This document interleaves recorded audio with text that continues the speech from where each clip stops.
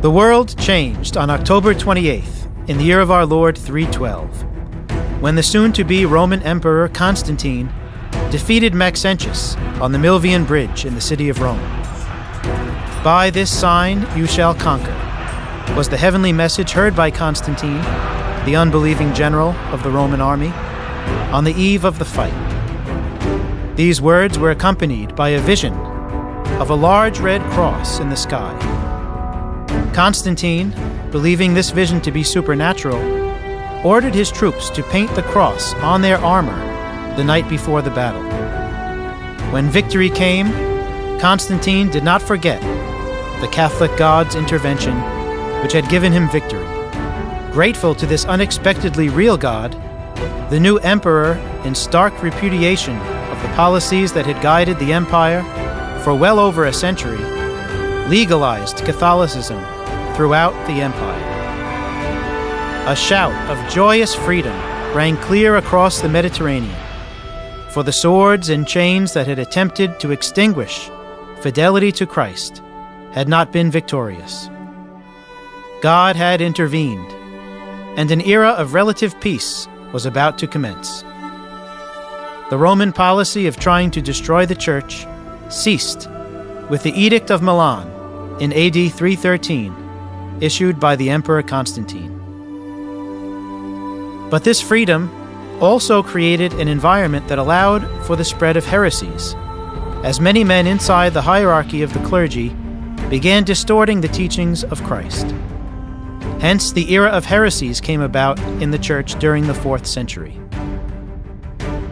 The first major figure to introduce heresy into the Church in the 4th century was a priest from Alexandria, Egypt, named Arius. By the time of the Edict of Milan, Arius was a 57-year-old priest, well established in his native Egypt.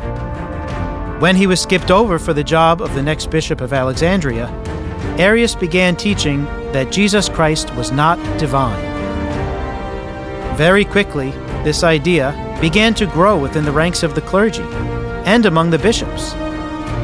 This was the beginning of the poison of Arianism, which, planted like a seed in the Egyptian soil, would soon begin to grow, like weeds, smothering and killing the spiritual lives of thousands in the Church.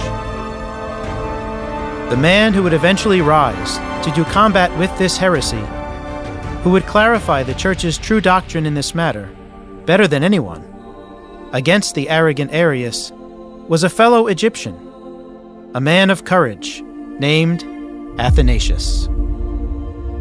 A saint was needed during these times to win the spiritual war against Arianism, for grace alone can overcome the subtle tactics of the father of lies in his work to confuse Christian souls.